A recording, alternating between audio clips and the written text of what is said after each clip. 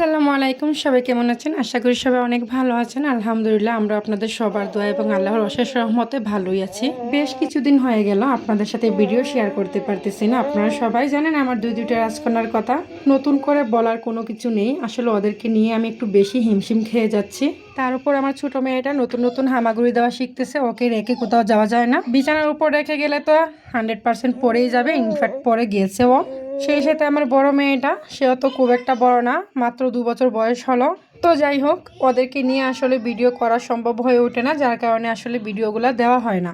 আর আমার ফোনে অলরেডি অনেক ভিডিও আছে যেগুলো চাইলে আমি আপনাদের সাথে শেয়ার করতে পারি, কিন্তু ওই যে ওদেরকে নিয়ে যেমন ভিডিও করা সম্ভব হয় না, তার চেয়েও বেশি প্রবলেম হয়ে যায় ওদেরকে নিয়ে ভিডিও এডিটিং করা, ভয়েস ওভার দেওয়া। আসলে এডিটিং করার জন্য একটু ধৈর্যের প্রয়োজন, ভয়েস ওভার দেওয়ার জন্য একটু শান্ত পরিবেশের প্রয়োজন, যেটা কিনা আমার দ্বারা সম্ভব হয়ে ওঠে না করা। তারপরেও চ্যানেলে যেহেতু ভিডিও ছাড়তে হবে, যার কারণে একটু কষ্ট করে ভিডিও করার চেষ্টা করি ছোট ছোট মেয়েদেরকে নিয়েই। তারপর আবার বেশি কষ্ট লাগে এটা দেখে, যখন আসলে ভিডিওর মধ্যে ভিউজ হয় না, লাইক হয় না, কমেন্টস হয় না, তখন মনে হয় যে এত ছোট ছোট 2টা বাচ্চাকে নিয়ে ওদেরকে এত কষ্ট দিয়ে নিজে এত কষ্ট করে কেন ভিডিও করব।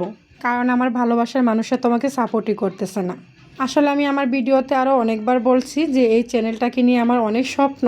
আমি আমার এই চ্যানেলের দ্বারা কিছু একটা করতে চাই ঘরে বসে। তাই আমার ভালোবাসার আপু ভাইদের সবার কাছে আমার একটা অনুরোধ থাকবে, প্লিজ প্লিজ প্লিজ আমার ভিডিওগুলো দেখেন, ফুল ওয়াচ করেন এবং একটা লাইক দিয়ে তারপর ভিডিওগুলো কন্টিনিউ করেন। আপনাদের সাপোর্টের আমার অনেক প্রয়োজন। তো যাই হোক, চলেন আজকের ভিডিওতে যাওয়া যাক। তাসনিয়ার বাবা দোকান থেকে খাসির গোস্ত পাঠাইছে, যেহেতু আমাদের বাসার মধ্যে অ্যালার্জির প্রবলেম আছে, তার জন্য আসলে গরুর গোস্তটা অ্যালাউড না। তাছাড়া বাসার মধ্যে অনেক কম মানুষ, যার জন্য ভাবলাম যে সব কটা গোস্ত রান্না না করে হাফ গোস্ত রান্না করি আর হাফটা রেখে দিই। কিন্তু তাসনিমার বাবা বললো যে না, সবটাই রান্না করে ফেলো, রেখে দেওয়ার কোনো প্রয়োজন নেই, দ্বিতীয়বার দরকার পড়লে আবার নিয়ে আসবো। তো ওর কথা শুনলে তো আর হবে না। ও চায় আমাকে অনেক ভালো রাখার, ও চায় দুনিয়ার সব সুখ আমাকে এনে দেওয়ার, কিন্তু আমি তো আমার এই প্রিয় মানুষটার অর্ধাঙ্গিনী, ওর ওয়াইফ, ওর ভালোটাই আমি সবসময় কামনা করি। কারণ আমার হাজবেন্ডের যদি 2টা টাকা থাকে, সেই টাকার মধ্যে আমারও হক আছে। সময়ে বিপদে আপদে আমাদেরই কাজে আসবে। তাই আমার তরফ থেকে যতটুকু সম্ভব আমি চেষ্টা করি ওকে এক্সট্রা চাপে না রাখার। তাছাড়া হাফ রান্না করলেও আমাদের অনায়াসে হয়ে যাবে, তৃপ্তি মিটিয়েই খাওয়া যাবে।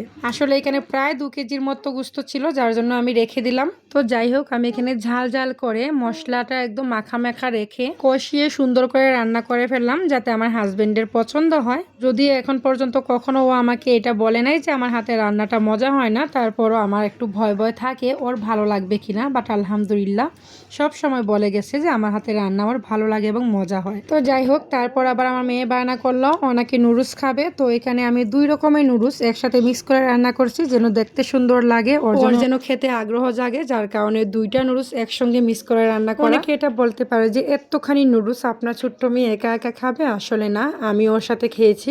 ওর সাথে খাওয়ার কারণ হলো আমার দেখা দেখি যেন ও একটু খেতে পারে। আসলে ওর খাওয়ার মধ্যে অনেকটা লেজি। তো যাই হোক, ভিডিওর একদম শেষ পর্যায়ে চলে এসে আপনাদের কাছে আরও একটি রিকোয়েস্ট করব, প্লিজ আমার ভিডিওগুলো ফুল ওয়াচ করবেন এবং একটা লাইক দিয়ে তারপর ভিডিওগুলো কন্টিনিউ করবেন। ভালো লাগলে আমার পরিবারের বন্ধু হয়ে থেকে যাবেন। আপনাদের সবার সুস্থ কামনায় আজকে ভিডিওটা এখানেই শেষ করছি। আসসালামু আলাইকুম।